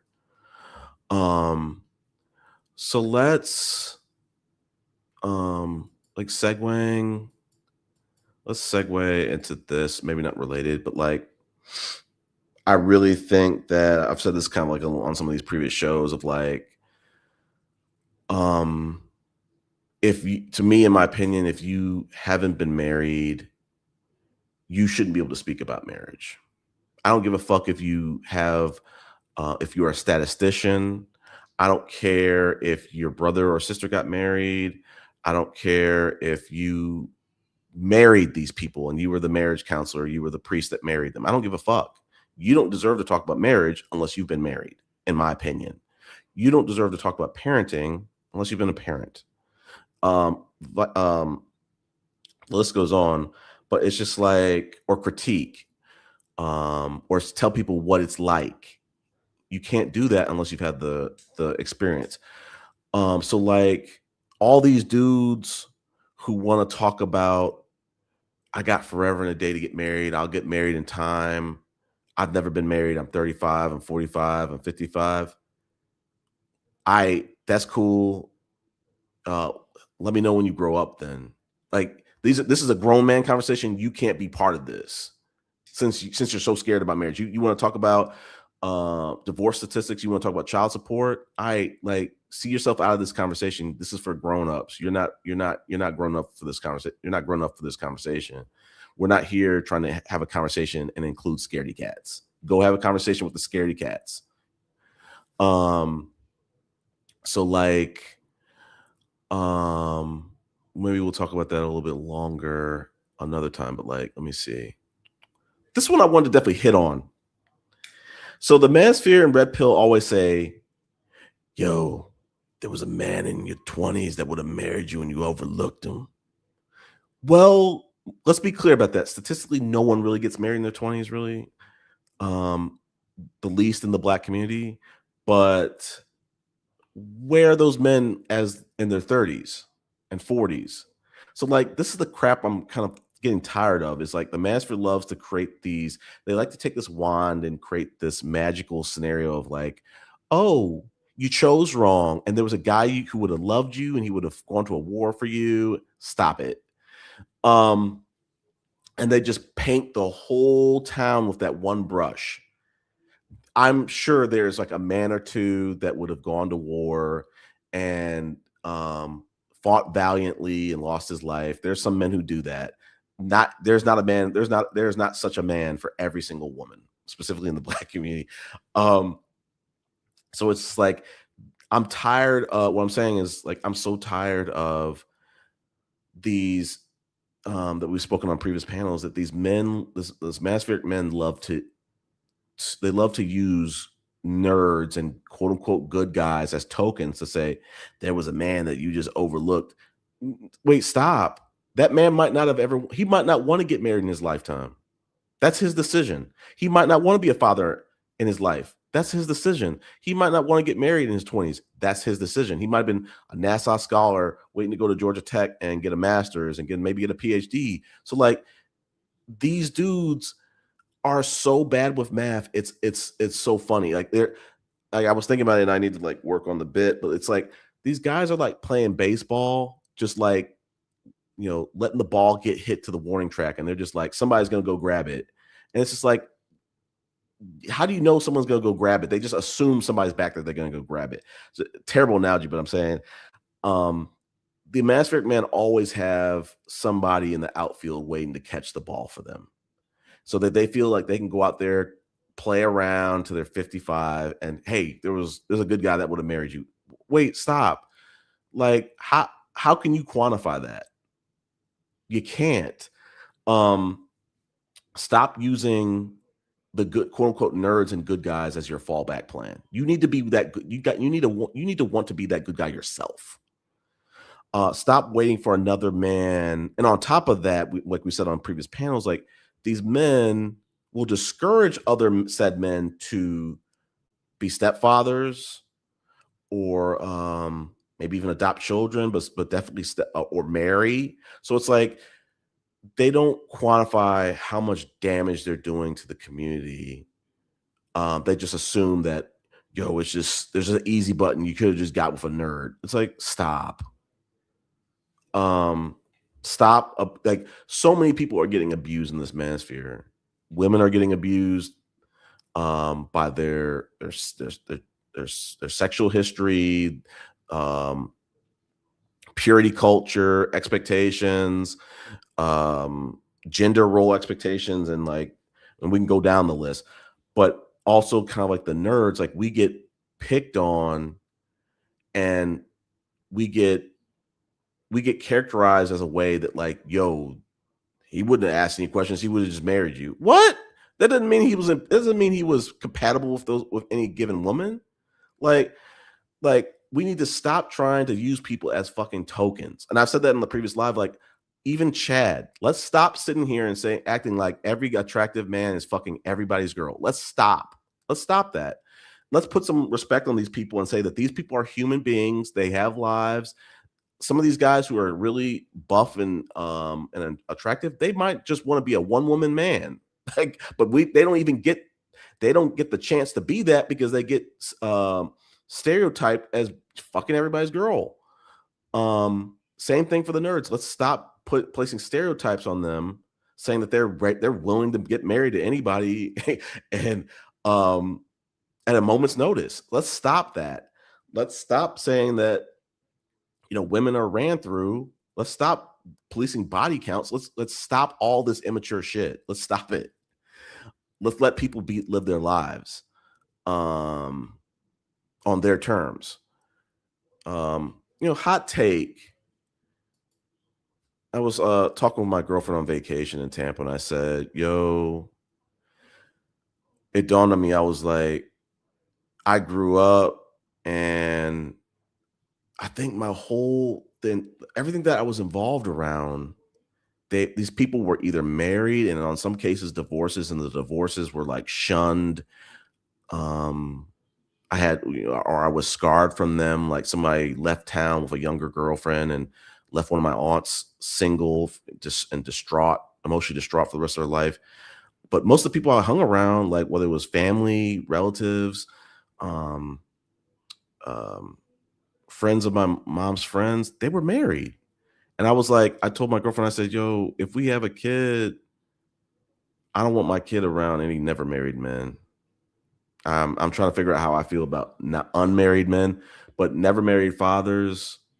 My kid can't be friends with your kids, because I don't want my kid growing up knowing what that looks like or feels like, because I didn't see that. And I feel like that might have had an influence on me to, like, you know, add that pressure of like, yeah, you need to get married. You don't really have that opportunity to just settle in and be a baby daddy, because I didn't see that growing up. So I'm going to be a little bit more stern about that in terms of male parents, because like men drive marriage. If there's a woman who's a single mom, there was a guy in that equation that could have got married and he didn't. Stats would show more often than not. So like, you know, let's just talk about that. Like, I have a younger sister who's divorced, but I know her. She's an incredible mom. But as long as I know those people, maybe I might make a different decision. But specifically with the never married men, I don't want my kid hanging around them. Maybe I'm not sure about whether they can't be friends with those kids, but they definitely can't go over to those houses and live in that environment and experience that environment. Maybe they can come do a sleepover at my house, but like, I don't want them in that environment seeing that. And I think that I was just giving some thought to it and saying like, that might be one of the problems, is like we give baby daddies too much of a cushy place to land. And one of those is, we're not really putting a lot of pressure or heat on them. And like I said, that's just my thing, is like I said, if and when I have kids, they are not going to be able to be friends and have sleepovers. They're not going to be able to have sleepovers with two never married men parents. That's a hard pass for me. I want to do the best of my ability to surround my kids with environments where people are married and they get to see that environment. And I know life can be complicated. I'm not saying like stepfathers and stepmothers doesn't count, but I'm saying like the never married, that's a decision. That's a choice. And I don't have to support. I don't have to be, I don't have to, and my children don't have to entangle ourselves in your life.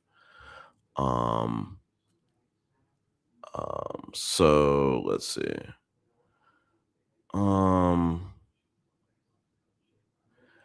I mean, I don't know if I want to talk about this, but like, I knew maybe to give some more thought about it. But it's like, I think that these Manospheric men, a lot of these modern men on social media, like they have issues that they need a professional to like talk through. I think that, as I was saying before on another podcast, like it's not that these dudes have not seen a great woman. She walked out of his life, like, and she had every right to do so. But let's see, what does it say? It's like, yeah, I'm a really big supporter of therapy. As a previous gambling man, I don't believe that a lot of these modern men on social media are going to therapy or have gone to therapy, and it's to everybody's detriment. It is a detriment to the people on the panel who have to talk to them. It's a detriment, which I've said on the last live. We need to stop doing that because we need to kind of like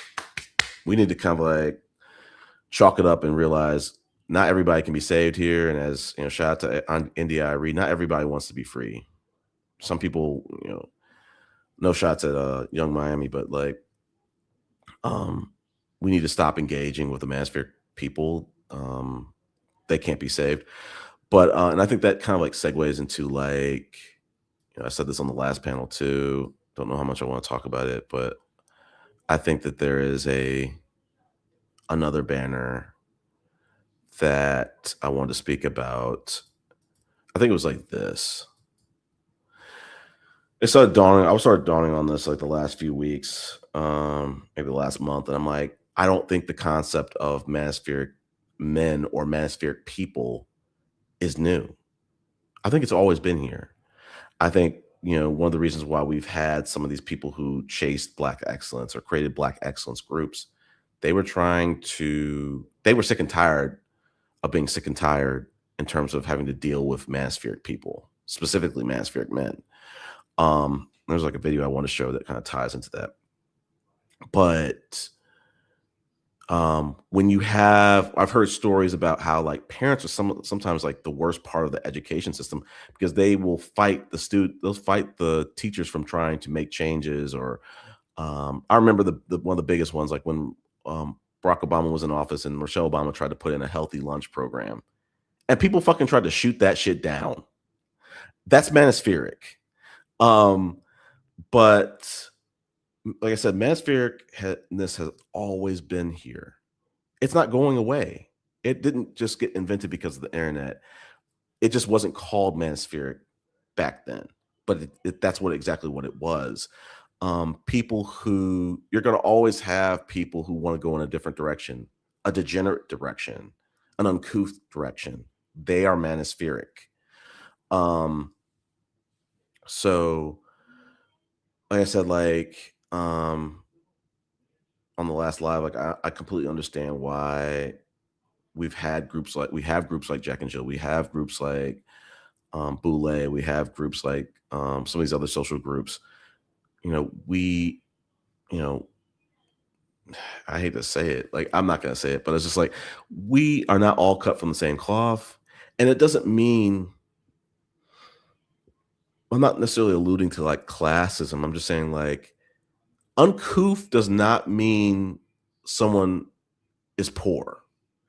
It means more of someone is like, someone has low standards, someone is rude, someone is kind of behaving in poor, has poor taste in terms of, or decorum. That's all it is. So it's like, then that's really indicative of what the Manospheric people are. It's like they're a bunch of uncouth people. They're degenerate people. And they have every right to live degenerately. But that doesn't mean that we have to or should be using our resources and time to battle them on panels, debate them on panels, try to find common ground. Like, no, there's no common ground to be found. There's very little common ground to be found, and it'd be better off for them to find common ground with the people who are like them than for everybody in the community to find common ground together. That doesn't make sense. Let me see what else. I think I want to shift to a video from For Harriet. Let me put that in queue. Let's see.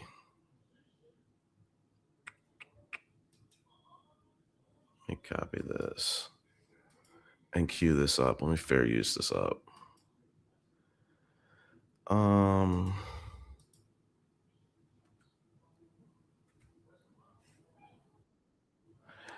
Okay, give me a second. Let me share my screen.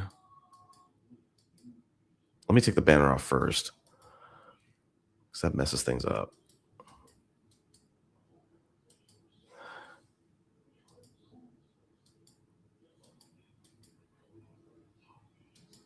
Okay. Fair use. Let's go. I was also thinking about how, because I just started reading this book called Of Boys and Men by Richard Reeves, you know, one of the big concerns for all boys right now is that the ratio of women to men in higher education, that gap is getting wider and wider. So right now in the United States, 60% of college enrollees, college attendees are girls, and only 40% of them are boys. Let's just hit pause here. It's going to start off. I chose to start off the clip talking about the gap divide between Black women, Black men in the United States. We're not really here for that, but it's a good little tidbit to listen to. What we're really here to listen to is like the manosphere and the red pill love to make this excuse of like, Black women need to submit. That's the reason why Black men are not happy with Black women. So that's the reason why they're not married. And the problem is in the Black community, the Black community doesn't have really a lot of recent bad stats that would suggest that modern women, quote unquote, are the reason why Black men are getting married. All these stats are old as dirt. And she'll get into this. Let's keep going. Fair use. And whoa, horrible, shocking, crazy. But also, that has been the case in Black America for decades.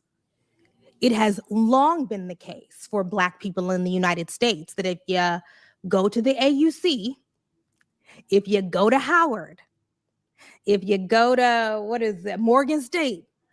I'm sorry, I got to pause here again. Like when I went to, because I went to Morehouse College, and what she's talking about is the AUC, the Atlanta University Center, which is Clark Atlanta, Spelman, Morehouse, Morris Brown, and it used to be three of them minus Morris Brown, but I think Morris Brown is back in it now that they have got their accreditation. But that was always something that like we were told and heard about going up to the AUC and being in the AUC, that like the ratio of men to women, and I don't know if this was accurate. They were saying something like 20-1. But now, looking at that retroactively, looking back on it and just saying, when you see things like the Manosphere talking about, I can't find a wife. It's like, you dudes from Atlanta that went to the AUC, I better not hear any of them saying that shit. Because they would, like I said, we had a huge ratio. Then when you look back on it and the fact that like Black men really don't get married, that ratio is even stronger. But let's keep going. The ratio of men, college-age men to college-age women is so skewed. That's been it for a long time. And because, again, I see the patterns and see that the stuff that happens for us is we're just a decade or so ahead of the stuff that happens for everybody else. That's why it's so easy for me to reject the idea that Black women are uniquely pathological. Because all of this ultimately goes back to the centuries-old search, the quest, the obsession with reconstructing Black masculinity. You know, these conversations that we continue to be sucked into about how Black women are not getting married because we're not feminine and we don't know how to be submissive and we don't dote on our men like the old days. What's so interesting to me is somebody, you know, who reads books. Again, African-American Studies major, Harvard University. Okay. Shout out to Evelyn Brooks Higginbotham, who was the chair of the department while I was there. What's so fascinating to me about people explicitly connecting the declining marriage rate to Black men not being able to feel masculine and Black women not being able to effectively perform femininity is that the conversation about the restoration of Black manhood has been happening for hundreds of years. It was happening when we had the highest marriage rate. It was I don't know if that was ever true. Immediately post-emancipation. It was happening in the 60s. It was happening in the 20s. There has never been a time when Black men have not been saying, Black women are not feminine enough. Y'all need to get back in the home, know your rightful place. So is that really the reason why? That can't really be the reason why it can't be the reason why the marriage rate is what it is right now. It can't. Because y'all were saying the same stuff, you know, since enslavement, okay? The crisis of Black manhood, okay. So, no, this has never been about how Black women have shown up. It's always been about the fact that because of structural violence, political violence, economic violence that has been thrust upon Black people in the United States, we just don't have the ability to perform these really traditional roles of man and woman, masculine and feminine. And there is a group of us who have said, oh, okay, we're not going to be able to perform those roles, so we need to do something else. AKA me. And then there's another group of us who've said, we're just going to keep trying. Manospheric. And it's like, okay, well, you know, see ya in Cuba. You know what I mean? Like, okay. There's not really a resolution to that. Fair use. There is no me bending myself into a pretzel to tell you the obvious.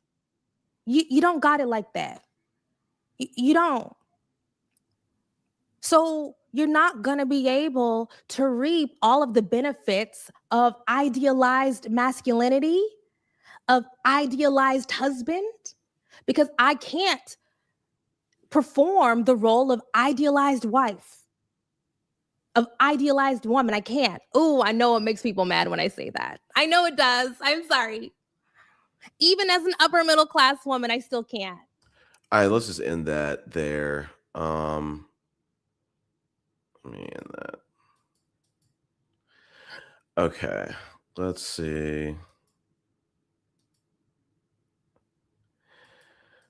This is okay. Let's look at the comments. Kyle Clark. This, I don't know if you just tuned in, but like we're talking about. I think the point I was making. Let me see if I can find the banner. Was I'm trying to find the banner, but there was different ways I was talking about this. I think I was previously talking about this, but I think that there was a different one. I thought I had a banner to talk exactly to that. But to answer your question, Kyle, like what I'm trying to say is like these people in these panels have been trying to say recently, modern women have changed, men have not really changed, and you know the reason why Black men don't get married is because you know they're overweight or they're obese or they're baby mamas or they're like they don't submit and da-da-da. It's like the problem, like for Harriet was saying, aka Kimberly, she was saying, yo, these issues, these gender war conversations have been happening for like probably centuries. Black people have not been getting married for the better part of a century. This is not new. So like that's what I was trying to say was like, I'm trying to find the banner, but it's like the issue in the Black community is that as a Black man, you don't have anything to cling on to and say, hey, there's something modern that's stopping me from getting married about Black women. You can't, because the trend this has already been a trend. You can't say, I don't feel like, I don't feel like getting married. I'm not gonna. I'm expecting a child on the way, and I don't want to get married. That's not new to Black men. That's not new at all. So like they're running out. What I'm trying to say is they're running out of excuses. And that's kind of like the gift and the curse of like being in the Black community. Is like, yo, you have an easy opportunity to stand out. I talked about that for like maybe an hour ago, but the problem is you don't really have a lot of excuses, because the excuses they have a long tail. They have been trends that have had a long tail. So like, this is not something saying that Gen Xers can say, well, it's just the music. No, because Gen Xers, you guys weren't getting married either. You guys were baby daddies too, on average. So, what I'm saying is it's like, it's not a trend. So like, I showed that. I'm glad that I got to show some content. I haven't been able to do that in some lives. I want to find some other stuff to talk about. Let me see what else. I want to touch on this. Hopefully I can like deliver it. Maybe deliver it the right way this time. But like, it dawned on me the last couple of weeks. I don't know where that went. It went away. According to the Bible, there's 10 commandments. I think the 10th one is thou shalt not covet. Oh, I got timers going on. Let me take that off. I was wondering why that was going off.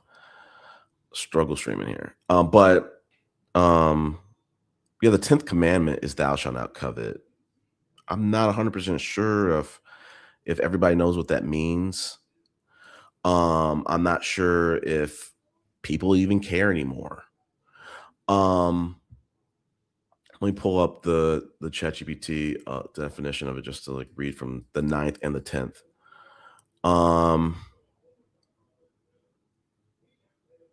It's per ChatGPT, it's like, do not obsess over what other people have. Do not resent someone because they have a better house, spouse, job, wealth, or success. Learn contentment instead of envy. Well, ding, ding, ding, ding, ding. The manosphere is doing this shit all day and all night. It is being jealous that the next man has a trad lifestyle and you don't. The next man is a high value man and you're not. The other man is getting his plates fixed, whether he went overseas or not, and you're not. Your wife doesn't know how to cook, but the other man's does. Why are you coveting what the other man has? That's in the 10 commandments. And again, I'm not a holy roller. I'm not Chance the Rapper here. I'm not a mega church pastor, but I'm just saying, like I said, shoot, we can go further than that. I probably haven't been to church in like a decade. I've never read the Bible, but I'm just saying, I just thought about it. I was like, is there something in the Bible? Like the stuff that the manosphere and the social media is kind of promoting, it's promoted in a way to kind of make you jealous of what you do not have, what you feel like you are entitled to. I just have a quality about me where I don't get jealous of what anyone else has. What they have is what is meant for them. What I have is meant for me. I'm happy with my life, so I don't covet what other people have.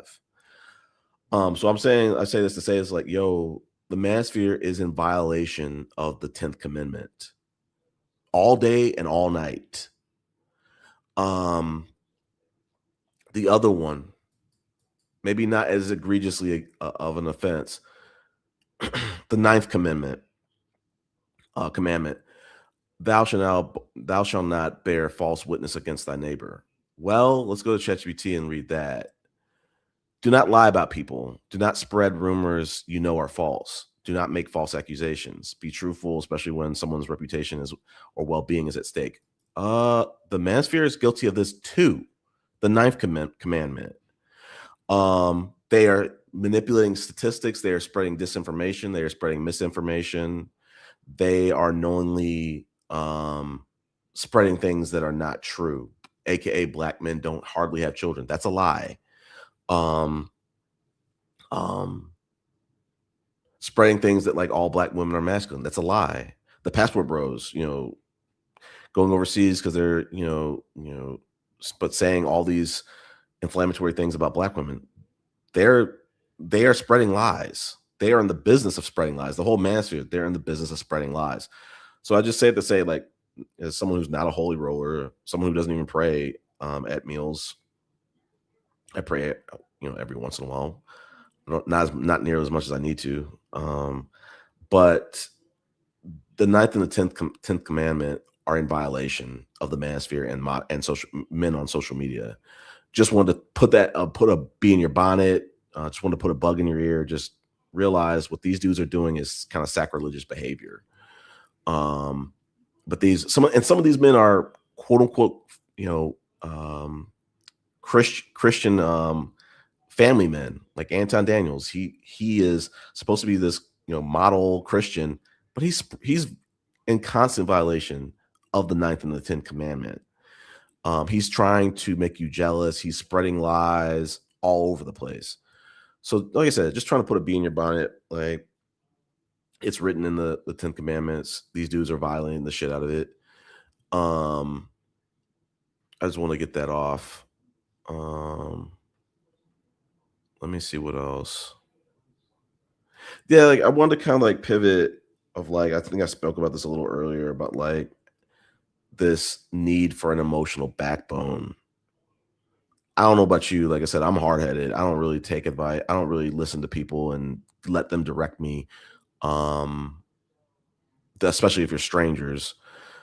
But we're living in an era where people will just like listen to whatever people have to say and take it as, if they find a stat online, they're gonna run with it and they're gonna take it as the gospel. They're not they haven't taken a single statistics class. They can't tell me a single statistical formula or theorem. But they're gonna trust it. So it's like a little jokey joke. I was just like, so like, would you let amateurs kind of like, be your doctor, do repairs, do surgery, do childbirth, all this other stuff? And the answer is no. So it's like, I don't understand like why we're allowing people who are not statisticians, who did not work in this field of work, to peddle stats or run with stats and let those stats that that came from people who didn't work on them or came from people who don't know who did not touch that data. We're letting that drive the conversation. Let me see what else. As just different things. I'm glad I'm kind of touching on all the topics. I'm not going to talk too much about this, but like, there was a channel named The Hungry Historian. They've changed their name to Pot Liquor. You should go do your Googles about that. We got a whole non-Black person using AI to create Black content and masquerade as Black people, and make money off the Black culture. You might want to look it up. Look up the expose video that someone made about them, and it should be a wake-up call that like a lot of this AI stuff, anything that people can hide their face, and especially if they're coming off very cartoony about it, we have to like really question who is the creator of this content. They might not even be Black and they're trying to profit off our community. They might not even be Black and they're spreading misinformation about our community for the sake of engagement and money. Something segue. Like I said, like I love that I'm getting into my banners, but tonight, but like I said this like a lot on the last live is like, yo, I'm kind of sick of the conversations on panels. They're conversations that don't help they definitely don't help the community. They don't help really anybody. It's just entertainment for, mostly degenerate people.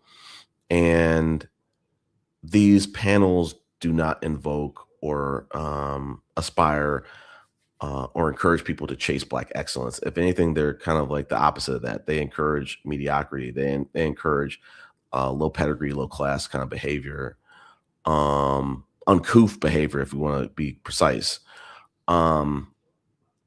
And it's just like we're not, as I've been saying like all night, like we're not cut from the same cloths, and that's okay. But where I think it's not okay is when we have the people who are uncouth trying to speak for the whole community. Nope, can't do that. So as I said in like the last live and this one, like I really want to kind of think about, you know, how I move forward in life and how I distance myself from uncouth behavior. Let me move on from that. Let's see what else. I think this is kind of like a thought too. Like, these dudes can rattle off a couple, probably at least one divorce lawyer, the lead attorney. They can do James Sexton. It just probably depends on like the race of the red pillar man. They might even be able to mention both. They probably subscribe to at least one of them. But like, why does the Manosphere never? It just dawned on me the last couple of days. I was like, why does the Manosphere never like promote any marriage counselors, legit? And I don't mean relationship counselors like a Sadia Khan or a Dr. Cheyenne Bryant. They're phonies. They're frauds. I'm saying, like, why does the Manosphere and the Red Pill not promote any marriage counselors? It's like they don't even try to give your marriage a shot. They want you just fearful of the worst case scenarios. They don't prepare or try to put the best people that can shift your mindset to focus on the best case scenario. Like, I could be wrong. I don't think I've seen one legit person that is an actual marriage counselor. There are, like I said, there are relationship gurus that do talk to married people, but those are not marriage counselors in my book. Let me see what else.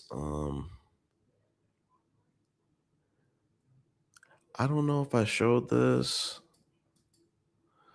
I might have already, but like, I think this is one thing that like Black men like really take for granted. And I'm not saying like, yo, if you date out of your race, like it can't work. I'm not saying that, but I'm saying like, if you hold disdain for Black women and Black culture, as a person who used to be a betting man, I would bet against you being successful dating outside of your race.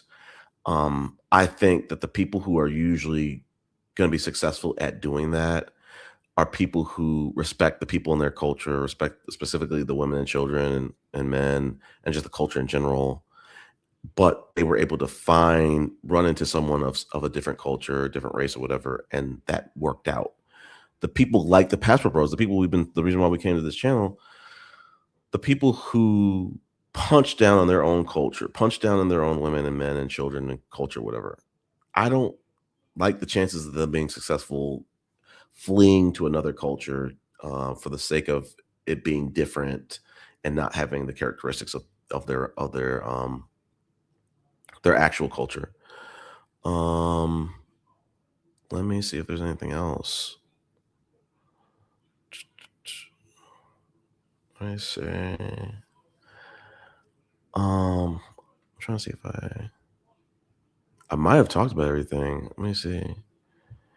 Oh, I did not. There's a couple things I want to talk about. I want to kind of land the topic of the show. I want to land on that and probably close on that. Maybe I didn't make the banner for it. I don't think I made the banner for it. But yeah, I want to close talking about like the let me see if I can just make a quick one. Give me a second.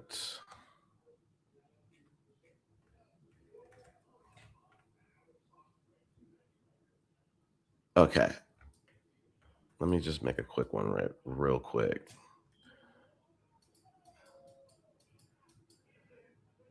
I can't believe I didn't make this banner. Shame on me. Okay. So yeah, like just to close the show, it's like as someone who's like a part-time content creator, like it takes a lot of time to do that. Like I have pool 2 nights a week. I have school that consumes a lot of days of the week, depending on the class. I do pre-prod. You don't have to pre-production for these lives. You don't have to. I choose to.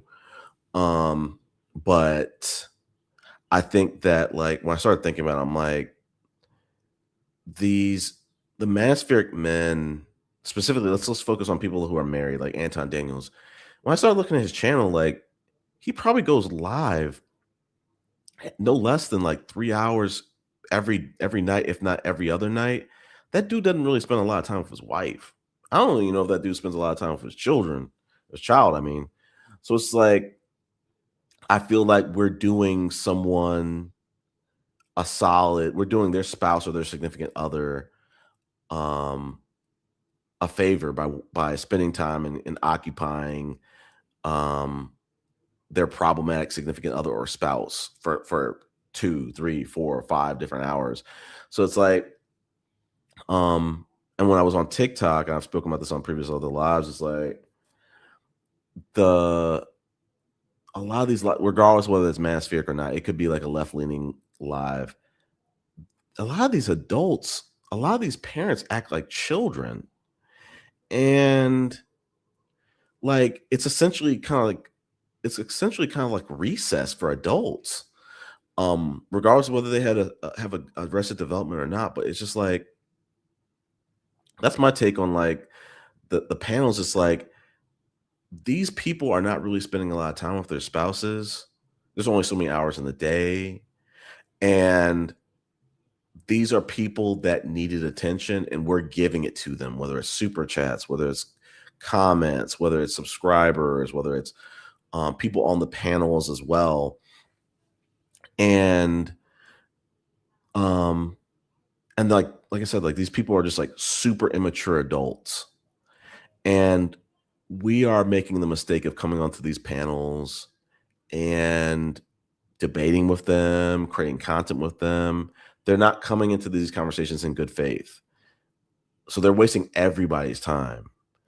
But I think that's just something like a bug to put in everybody's ears. It's like these panels, they're in a way, they're kind of like recess, because like nothing productive is happening with it. It's just a space and time for people to play around, and we'll still be here, years, decades after, after these panels. It's like nothing's going to change. The only thing that's going to change is that people are going to continue to spend more money and time investing and engaging in that content, but like the community is not going to improve at all as a result of those conversations. But like I said, it might need a little bit more meat on the bone. There might be some more meat on the bone of this conversation. But like the panels are just a way to babysit adults with Arrested Development, essentially, because a lot of these panels are just here for entertainment. People are not coming here in good faith to have good faith conversations. Some of these people might not have friends. Some of these people might need the attention and might want the attention. So that's my hot take. I think I need to kind of come back with it. I think I went through all the banners. I think with the exception maybe of this one, and I'll save this one probably for the next live. I think let me look at the content if I wanted to show any videos. I think we're good for the night. I appreciate y'all for listening. I'll probably start the next one off with this topic. All right, take care. Bye.